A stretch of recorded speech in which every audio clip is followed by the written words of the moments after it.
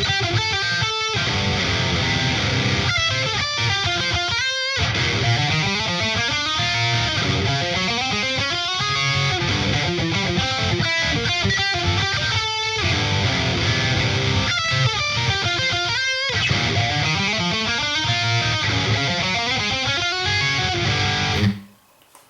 going on, everybody?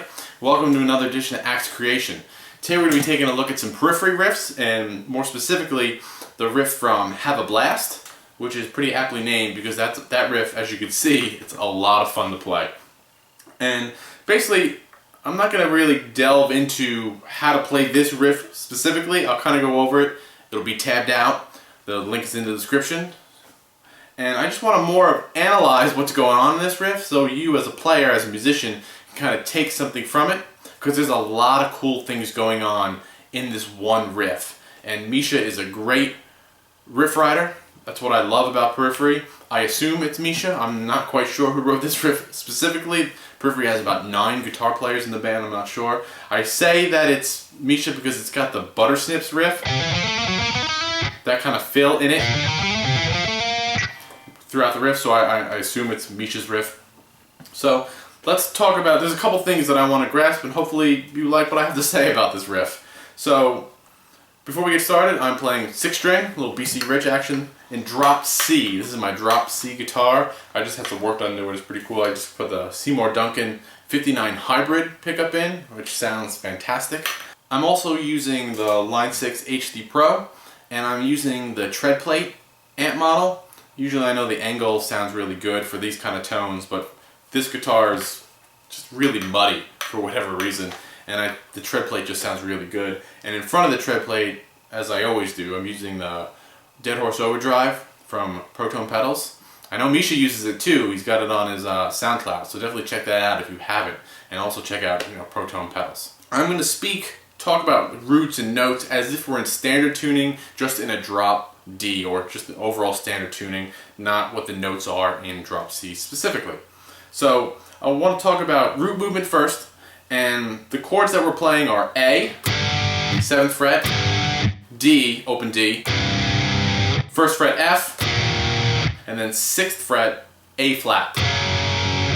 And there's, like I said, there's a lot of cool things going on here. And before I break down what I really like about this, I just want to talk about the root movement of these chords, because it's going to kind of segue into what I really want to talk about. We all play metal. If you're watching this or listening to Periphery, most likely you play metal. And the riffs, or the tuning or the key of the song that we're playing, are usually based off our open string, which is fine. And the notes, like I said, 7, open 3, 6. 6 being the tritone of the open D. That's our tension note. If we play a blues scale, that's our blue note.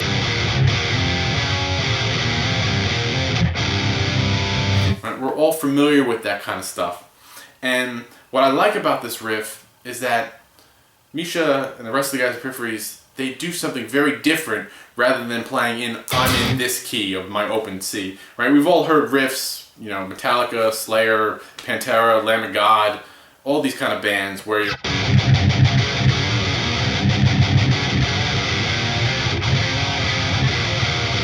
right? And that's kind of our key, and we're using these notes as a blues scale or a minor scale with the flat 5. And Periphery writes a lot of riffs like this. All the extra notes that I was playing, or that Misha wrote into this, is kind of outlining the chords in a very modern, I don't want to say fusion, but in that kind of sense where you're playing the melodies that you're playing the chords that you're playing.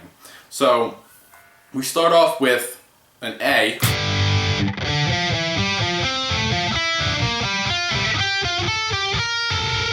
Right? And all of that outlines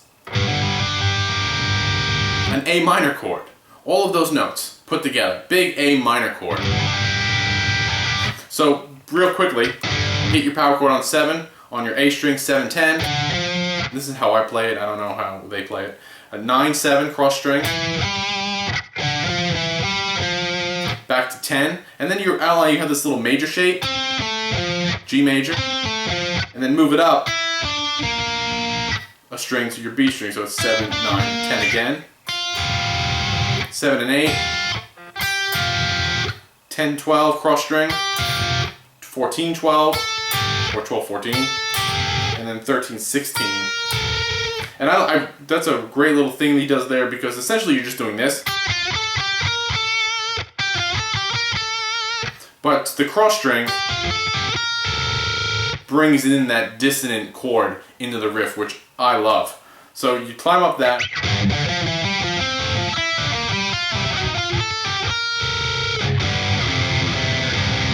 And you step down toward the D, 7, 5, 4.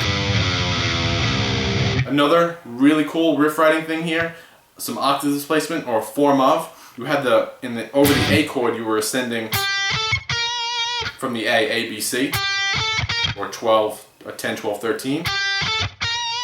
And then if you start from the A and go down, A, G, F sharp. And there's my D. Right? But instead of playing it there, we're playing it way down low. Octave displacement. Then you're gonna pick out essentially a little B minor chord and an A minor chord. D. Right? And then we land on our F. We do the typical Misha, I don't say typical, but he uses it. Right? So you have 3, 7, 3, 7, and then 5, 9, 5, 9 on the next set of strings. And then you slide up to 10, and essentially you have an F sus chord.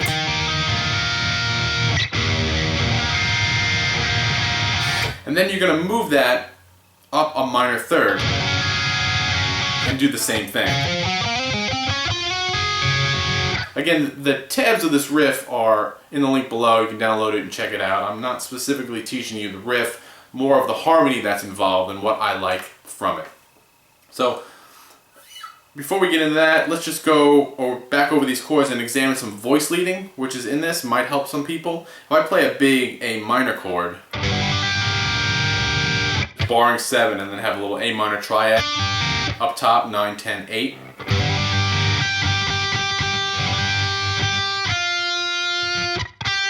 And then mix in the climb.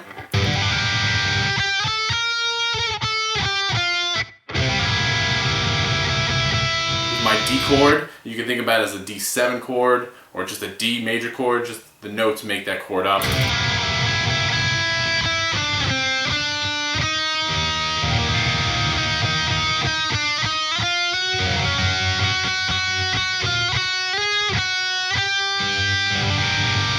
So the voice leading in this progression is fantastic, and the movement from the F to the A flat, the parallel chord, right? Sus, sus, up a minor third. Again, I throw that term out loosely, but very fusionistic. They've been doing this since the 70s. If you take a chord and just move it up a minor third, that's going to take you to a very different key. You're out of key, which is, he's playing on the fact that the A flat is the tension note compared to the D, but as he does it, he's changing keys, which is really nice, which really adds to the overall tension of everything that's going on. So you have the A minor, change to the D, then you have the F sus, and then you move it up a minor third to the A flat. So just by playing it that way alone, hopefully you can take something from this riff and write your own music towards it. Another thing that I find really cool about the 2 sus chords is that if you put all those notes together, right, but just combine them all and stack them and get a really big chord, I get a major 7 sharp 11 chord, which I love as a player. And I know Periphery uses a lot, and a lot of jazz and fusion guys use it a lot as well. It's one of my favorite chords. You can do a little octave here, F on your low string 3, skip a string 3 with your pinky, and then 2 of your G string, open, open. So open B, that's your sharp 4, or in this case your sharp 11. And then the E would be your major 7. So it's a major 7 sharp 11. But in this little run, you get the C and the G. So you can kind of play around. If I change some settings here and get a clean sound, you hear what I'm talking about? I can play this chord. right? Or I can play a major 7 chord with the C, maybe add the G with my pinky.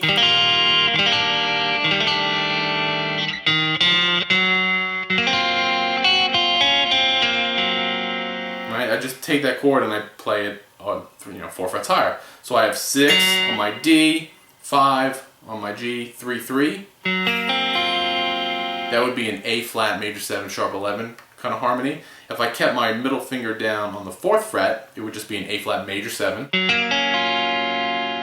Obviously, if I lift that, I get back to my sharp 4 on that note.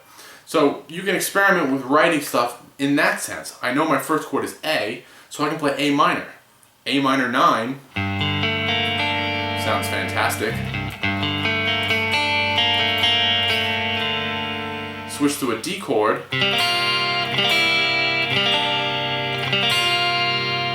Switch to the F chord.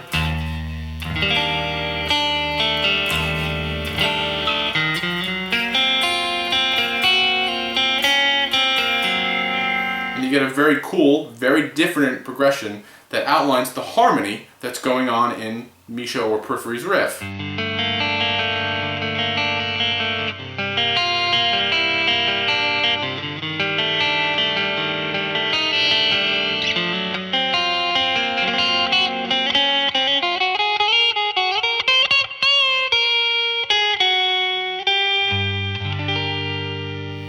Right back to A minor. So like I said in the title, it's a periphery lesson, but it's not really. It's a really fun riff to play, and like I said, there's a lot of cool things going on within this riff. There's octave displacement, there's voice leading, you have, transitioning to different keys. It's a very complicated and intricate riff, but overall it's a lot of fun to play. So I hope you can take some of these ideas that I mentioned and brought in and apply them to your own writing. As again, I'll tab out some of these different ideas. The link will be in the description below, as well as the original riff. So definitely download that and check it out. And as always, let me know what you come up with. Until then, I'll see you next time. Thanks a lot.